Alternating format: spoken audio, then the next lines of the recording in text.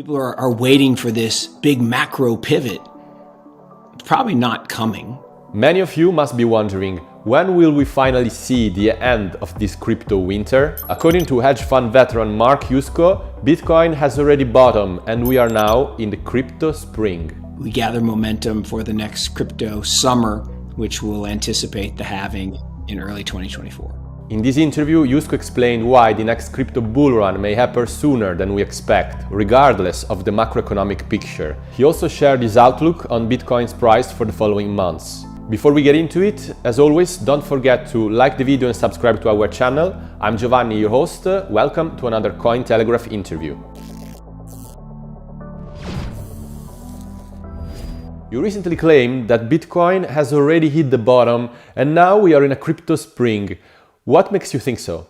I think if you break out the 4-year cycle into 4 seasons, winter, spring, summer, and fall, you tend to get about a 15-month period for crypto winter and crypto summer, and then 9-month periods for crypto spring and crypto fall. We had crypto winter. We peaked in November of last year around 67,500.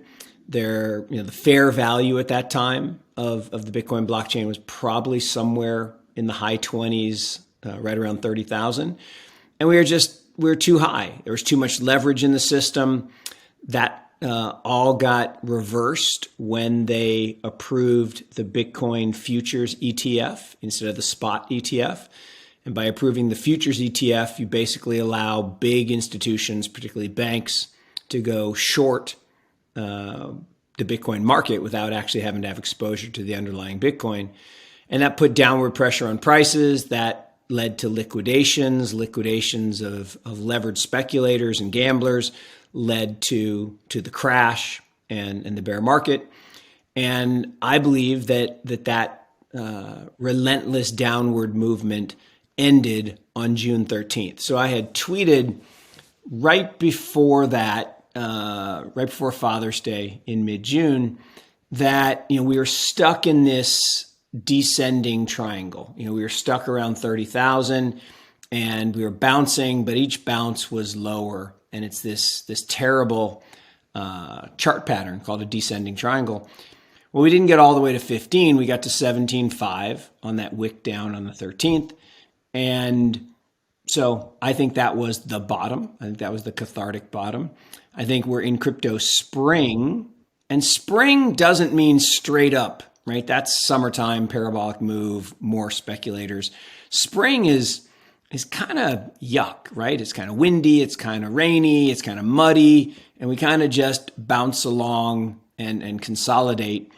And I think that's where we are. I think we're in this 9-month period from kind of June to first quarter of next year, where we consolidate, we gather momentum for the next crypto summer, which we'll anticipate the halving in early 2024. So that's a very interesting point of view, although you haven't mentioned one of the main macro factors that apparently has been driving the markets in the latest few months, which is the Fed's monetary policy.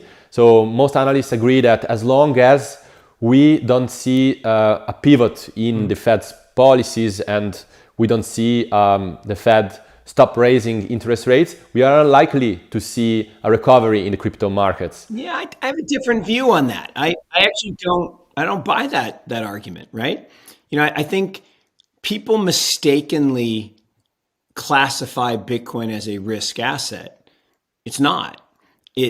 It can have periods of time where it functions similar, or I shouldn't say functions, where it acts similar to a risk asset because of the types of market participants that are participating in the market. When you have a very illiquid market like that, it is prone to booms and busts driven by market activity. People say, "Oh, well, it didn't act as a store of value."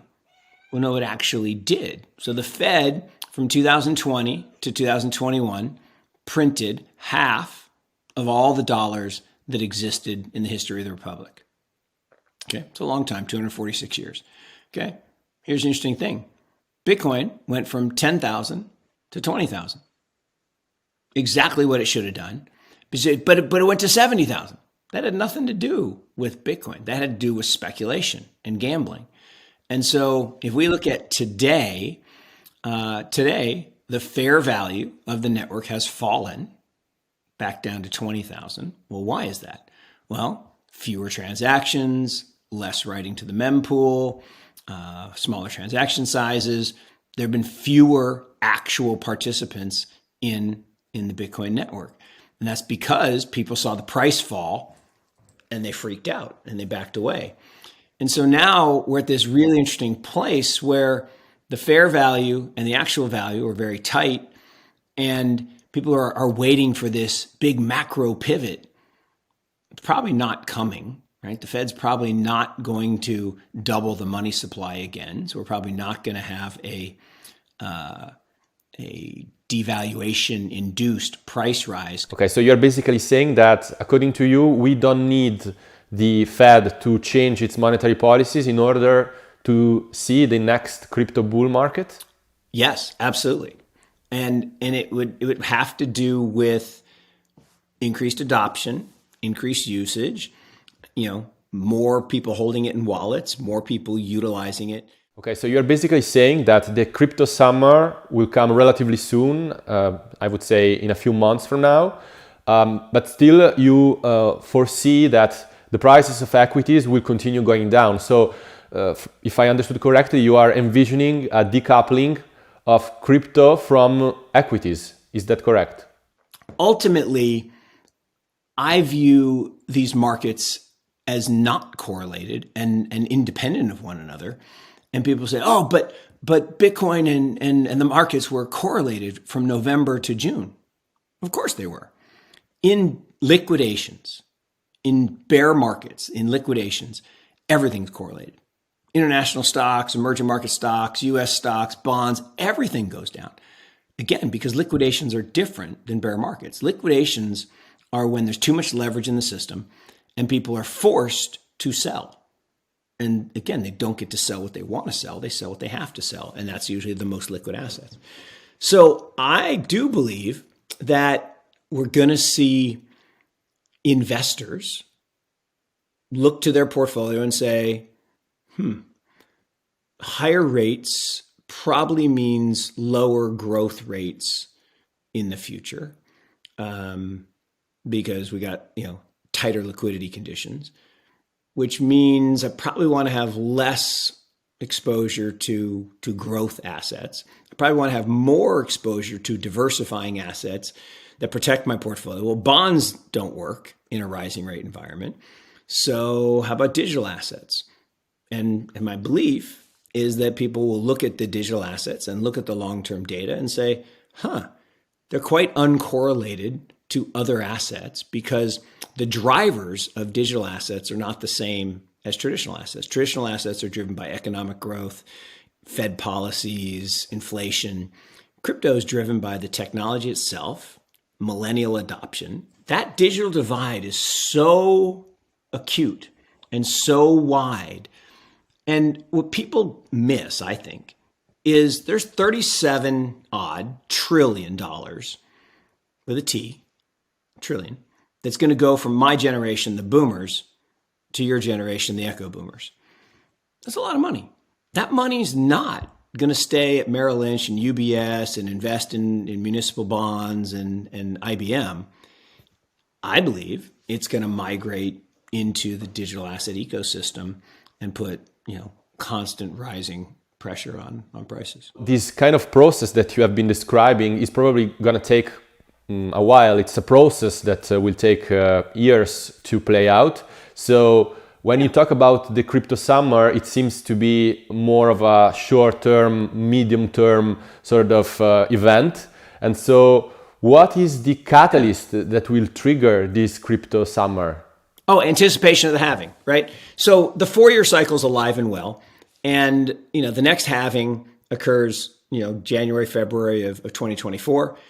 And usually the market will anticipate that by about 9 months. So we're talking about, April, May of next year.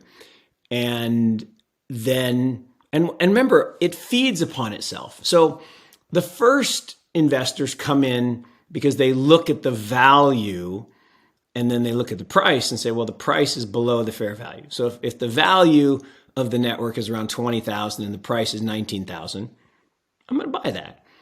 Then as the price moves up into the low 20s and the value starts to creep up, now the traders just get involved because they're like, oh, it's moving, it's going up.